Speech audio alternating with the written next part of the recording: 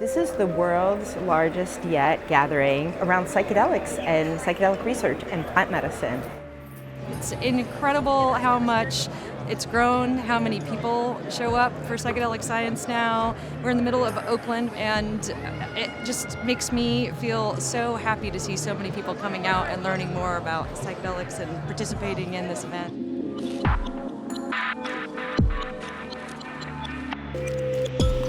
The experience working with psychedelics in relationship to a client is very different than a Western model. And it's not prescribed from above.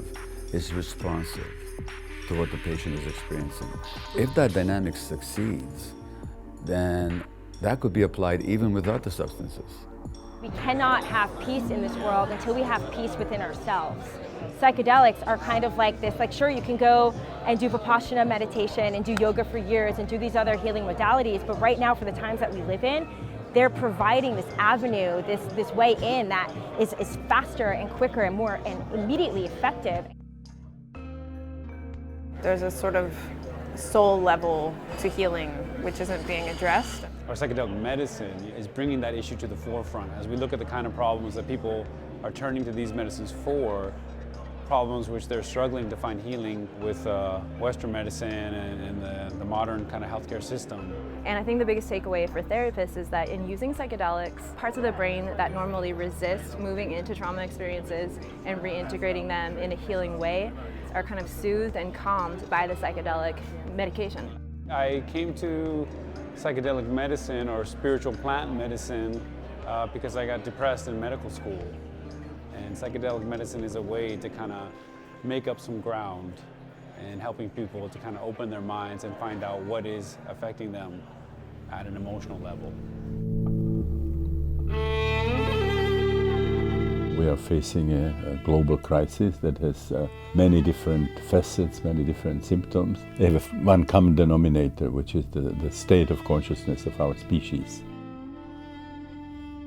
I don't think we're going to see mass change in our planet without integrating psychedelic therapy. And to show why it works, I think that helps people realize, this isn't just a fantasy of a few people doing a bit of research, but it actually is based on understandable neurophysiological changes. Trauma is part of being human, and you don't have to suffer forever. We're here, we're building a community, a very powerful community, and we're going to do great things. It is, for me, the greatest hope for us to be able to continue to survive and then thrive and proliferate in positive ways on this planet. It's kind of nice for me at this conference just to see all the different ages here too. Yes, that's very nice. Yeah. So it's like, because we're realizing, obviously, that as productive as we've been, we're not going to be able to solve it all on our own. No, it's very nice to have a whole floods of younger people.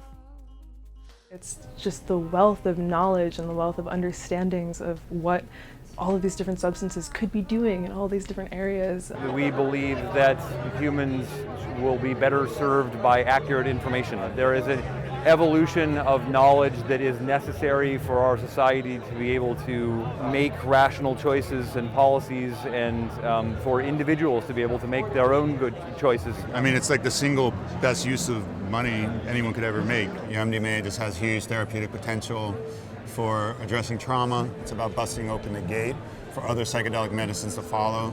Ibogaine for opiate addiction, psilocybin for end-of-life anxiety, but MDMA for PTSD is on track to really just bust through and cross over to the larger culture.